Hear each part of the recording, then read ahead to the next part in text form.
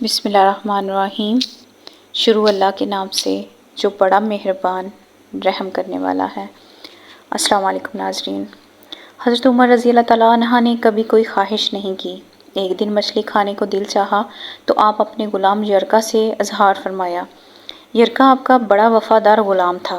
ایک دن آپ نے فرمایا، یرکا آج مچھلی کھانے کو دل کرتا ہے، لیکن مسئلہ یہ ہے 8 میل دور جانا پڑے گا، دریا کے پاس مچھلی لینے، اور 8 میل واپس آنا پڑے گا مچھلی لے کے۔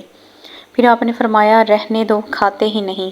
ایک چھوٹی سی خواہش کے لیے اپنے آپ کو اتنی مشقت میں ڈالنا اچھا نہیں لگتا کہ 8 میل جانا اور 8 میل واپس آنا صرف میری مچھلی کے لیے۔ چھوڑو یرکا، اگر قریب سے ملتی تو اور بات تھی۔ غلام کہتا ہے، میں کئی سالوں سے آپ کا خادم تھا، لیکن کبھی آپ نے کوئی خواہش کی ہی نہیں تھی، پر آج جب خواہش کی ہے تو میں نے دل میں خیال کیا کہ حضرت عمر فاروق نے پہلی مرتبہ خواہش کی ہے اور میں پوری نہ کر سکوں، ایسا کیسے ہو سکتا ہے؟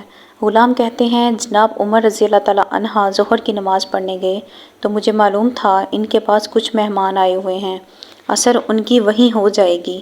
غلام کہتا ہے کہ میں نے حضرت عمر رضی اللہ تعالیٰ عنہ کے پیچھے نماز پڑھی اور 2 رکعت سنت نماز پڑھ کر میں گھوڑے پر بیٹھا، عربی نسل کا گھوڑا تھا، دوڑا کر میں دریا پر پہنچ گیا۔ عربی نسل کے گھوڑے کو 8 میل کیا کہتے؟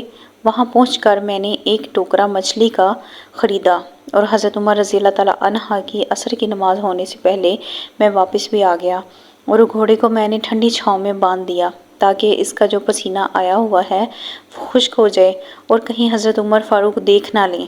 غلام کہتا ہے کہ گھوڑے کا پسینہ تو خشک ہو گیا، پر پسینے کی وجہ سے گرد و غبار گھوڑے پر جم گیا تھا، جو واضح نظر آ رہا تھا کہ گھوڑا کہیں سفر پر گیا تھا۔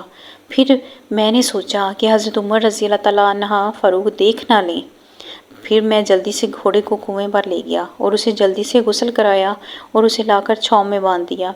جب ہماری خواہشات ہوتی ہیں تو کیا حال ہوتا ہے، لیکن یہ خواہش پوری کر کے ڈر رہے ہیں کیونکہ ضمیر زندہ ہے۔ فرماتے ہیں، جب عصر کی نماز پڑھ کر حضرت عمر فاروق آئے، میں نے بھی نماز ان کے پیچھے پڑھی تھی۔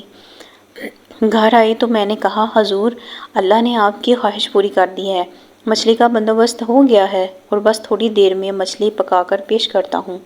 کہتا ہے، میں نے یہ لفظ کہے تو جناب عمر فاروق اٹھے اور گھوڑے کے پاس چلے گئے، گھوڑے کی پشت پہ ہاتھ پھیرا، اس کی ٹانگوں پہ ہاتھ پھیرا اور پھر اس کے کانوں کے پاس گئے اور گھوڑے کا پھر ایک کان اٹھایا اور کہنے لگے، یرکا، تو نے سارا گھوڑا تو دھو دیا، لیکن کانوں کے پیچھے سے پسینہ صاف کرنا تجھے یاد ہی نہیں رہا اور یہاں تو پانی ڈالنا بھول گیا۔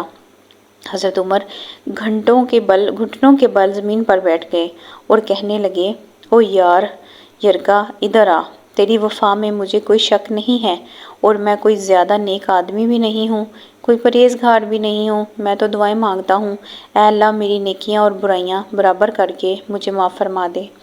میں نے کوئی زیادہ تقوی اختیار نہیں کیا، اور بات کو جاری رکھتے ہوئے فرمانے لگے، یار ایک بات تو بتا، اگر یہ گھوڑا قیامت کے دن اللہ کی بارگاہ میں فریاد کرے کہ یا اللہ، عمر نے مجھے اپنی ایک خواہش پوری کرنے کے لیے 16 میل کا سفر طے کرایا، اے اللہ میں جانور تھا، بے زبان تھا، 16 میل کا سفر ایک خواہش پوری کرنے کے لیے، تو پھر یرکا تو بتا، میرے جیسا وجود کا کمزور آدمی مالک کے حضور گھوڑے کے سوال کا جواب کیسے دے گا؟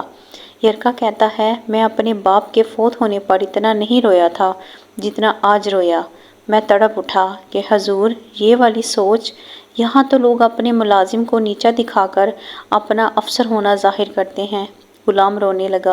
حضرت عمر رضی اللہ تعالیٰ عنہ فاروق کہنے لگے، اب اس طرح کر، گھوڑے کو تھوڑا چارہ اضافی ڈال دے اور یہ جو مچھلی لے کے آئے ہو اسے مدینے کے قریب گھروں میں تقسیم کر دو اور انہیں یہ مچھلی دے کر کہنا کہ تیری بخشش کی بھی دعا کریں اور عمر کی معافی کی بھی دعا کریں۔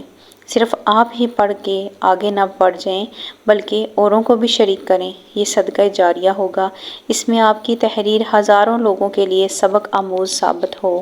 جزاک اللہ خیرن۔ اگر آپ کو یہ ہماری سٹوری پسند آئے تو پلیز ہمارے چینل کو لائک اور سبسکرائب کرنا مت بھولیے گا۔ اللہ حافظ۔